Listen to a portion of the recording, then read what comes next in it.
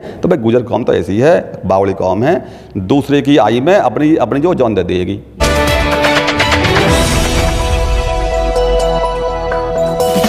राजनीति से काम तक,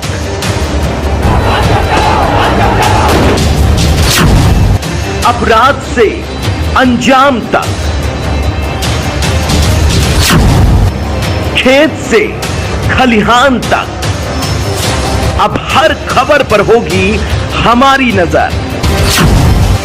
पाइए सीधा अपने मोबाइल पर। मैं हूं मौर्य कुमार गौतम, आपका अपना न्यूज रिपोर्टर। देखते रहें गांव शहर की खबर और जुड़े रहें सिटी न्यूज इंडिया वन के साथ। हमारे चैनल को लाइक करें, शेयर करें और सब्सक्राइब करना ना भूलें। आज हम उत्तर प्रदेश जनपद हापुड़ क्षेत्र के कस्बा धौलाना में इस वक्त हम मौजूद हैं। आज 10 मई है और हमारे साथ गुर्जर समाज के लोग हैं। इनसे हम जानना चाहेंगे कि धन सिंह कोतवाल के बारे में आखिर ये कहना क्या चाहते हैं।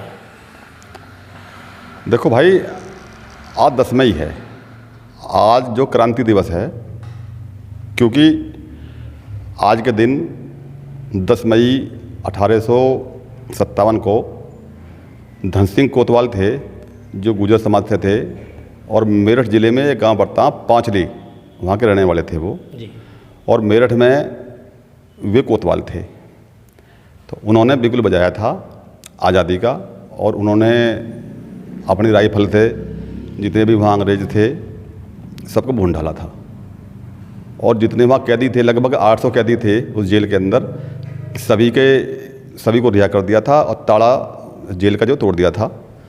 लेकिन इसमें एक राज की बात यह है कि सरकार ये तो मानती है आज़ादी की शुरुआत मेरठ से हुई, लेकिन उससे आगे की बात को सरकार और कुछ अन्य लोग जो हैं वो छुपा लेते हैं जी। अब छुपा क्यों लेते हैं? क्योंकि उसमें नाम गुर्जर का आ रहा है। गुर्जर से मैं ये आपके माध्यम से कहना जो चाह रहा हूँ, गुर्जर से कुछ जो जाति हैं उनको छोड़ करके अन्य जो सभी जाति अंदर थे जो जलती हैं बहुत ज़्यादा। क्यों जलती हैं? क्योंकि वे गुर्जर हैं, यूँ जलती हैं। और अभी आप देख लो, सरकार जब जब आज़ादी का बिगुल का नाम आता है तो सरकार जो क्या कहती है, मंगल पांडे, आपने सुना होगा कि मंगल पांडे ने आज़ादी की लड़ाई की खरीदी शुरुआत। लेकिन ये मिथ्या है, ये गलत है, ये सही बात तो बताएंगे नहीं। सही बात बता दी तो फिर गुर्जरन का जो नाम ना हो जाएगा। गुर्जरन का अगर नाम हो गया तो जो कुछ लोग ऐसे हैं तो उनके मिर्ची जो लग जाएगी। पहली बात तो मैं ये बता दूं कि 1857 से पहले भी आज़ादी का बिगुल जो बज गया था और वे भी जो है बजाने वाले गुर्जर थे। राजा विजय सिंह थे, गांव है कुंजा बहादुरपुर पड़ता है, ये अब तो उत्तराखंड में आ गया वो। तो उन्होंने, राजा विजय सिंह थे, गुर्जर थे, उन्होंने 1822 में आज़ादी का बिगुल बजा दिया था। लेकिन जितने वे जीवित रहे इतने तो वो बिगुल बजता रहा, लेकिन कुछ लोगों ने उनका साथ नहीं दिया और फिर वो बात वहाँ की वहीं जो थम गई। लेकिन गुर्जर फिर भी 1822 से लेकर के और 1857 तक बागी रहे और बिगुल जो बजाते रहे। राजा विजय सिंह के मरने के बाद में अंग्रेज़ों ने ये बताया जाता, लिखा है ये इतिहास में, लेकिन इतिहास को ये जो दिखाते नहीं है ये बुद्धिजीवी लोग हैं।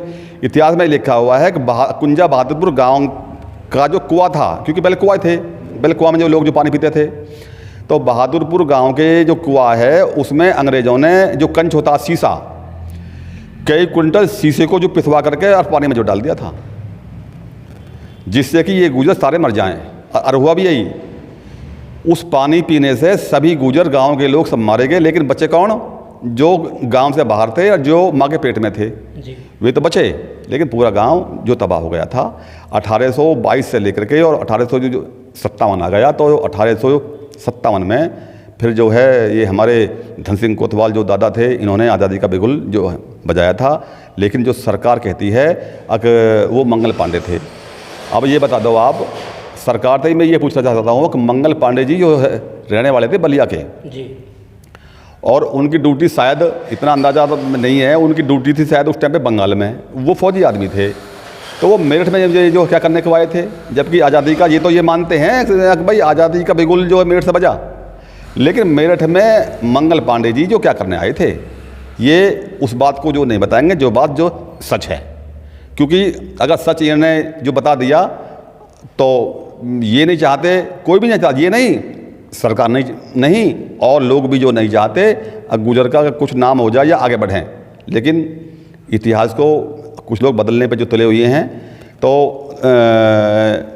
मंगल पांडे जी फौजी आदमी थे और 27 मार्च 1857 में उन्होंने चर्बी के जो कासूर होते हैं जो दिए गए फौजी को, उन पे उन्होंने जो लेने से मना कर दिया था, तो इसलिए उन पे लग गया अभियोग। 27 मार्च 1857 में वहाँ जो झगड़ा हुआ आर्मी में, और झगड़े में इन पर अभियोग लगा और 8 अप्रैल को इनको शूट कर दिया गया था मंगल पांडे जी को जी। लेकिन आज़ादी की शुरुआत हुई थी 10 मई 1857 में। अब मैं जो भी बुद्धिजीवी लोग हैं जो ये कहते हैं कि मंगल पांडे 32 दिन बाद में जिंदा कहाँ से होके आ गए भाई। 8 अप्रैल 1857 में उनको मार दिया गया, और आज़ादी की जो लड़ाई की जो चिंगारी भड़काई जो मंगल पांडे ने जो 10 मई को, तो 32 दिन का अंतर है। 32 दिन में आदमी जो है मरा हुआ जिंदा होकर जाएगा क्या? ये है जी। इतिहास को कुछ लोग बदल रहे हैं, डाल रहे हैं गुजरों पे। अब ये बता दो, दादरी में एक कॉलेज है मेहर भोज इंटर कॉलेज, और मेरे ख्याल में वो कॉलेज जो है 50-60 साल से बना हुआ है, और वो गुजरों ने बनवाया था, क्योंकि दादरी में गुजरों के लगभग 2000 गांव हैं गुजरों के।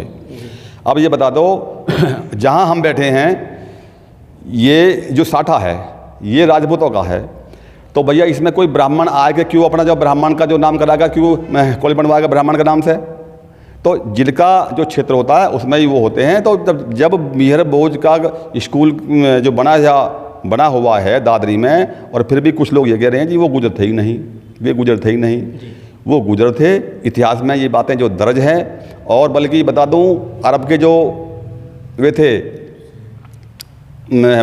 मुसलमान लोग, शेख लोग थे, वे उन्होंने ये कहा था अगर भारत में ये गुजर प्रतिहार नहीं होते तो हम 7वीं सदी से पहले ही भारत पर आक्रमण कर लेते।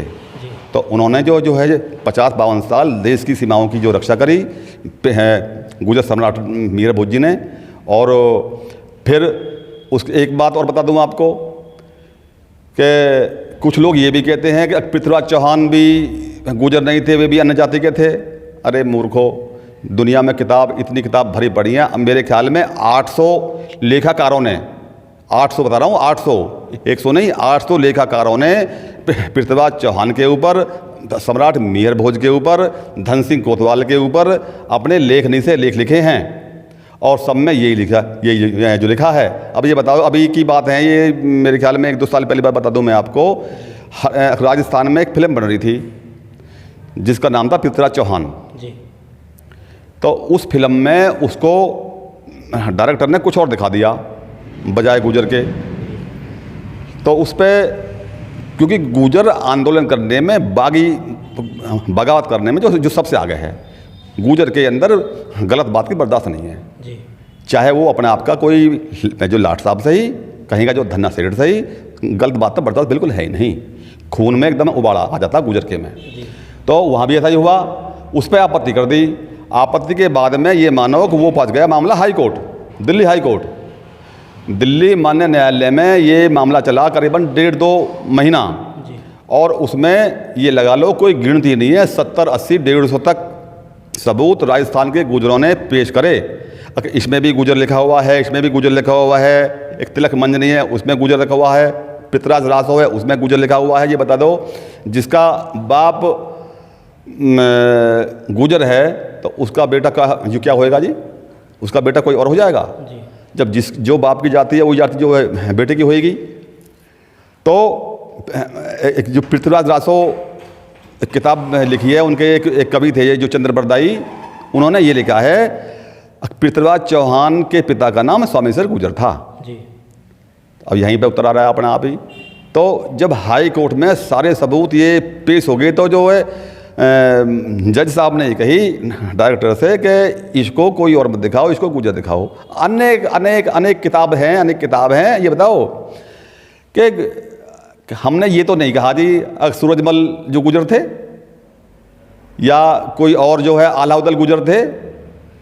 अरे जो जिसका होता है वो उसको जो कहता है। गलत बात ये और लोग करते हैं, वो खामखा की अपनी बड़ी चुटिया ये करने में जो लगे हुए हैं कि जी वो ये थे, वो गुजर नहीं थे। ये सब उनकी बेकार की बात है। अगर किसी को जो है शक स्वभाव है तो वो मुझसे आके मिल ले, मैं उनको फ़ोन में ही जो दिखा दूंगा और इतने जो है जो सबूत दे दूंगा। वो कहीं और जाके जो दिखा देगा।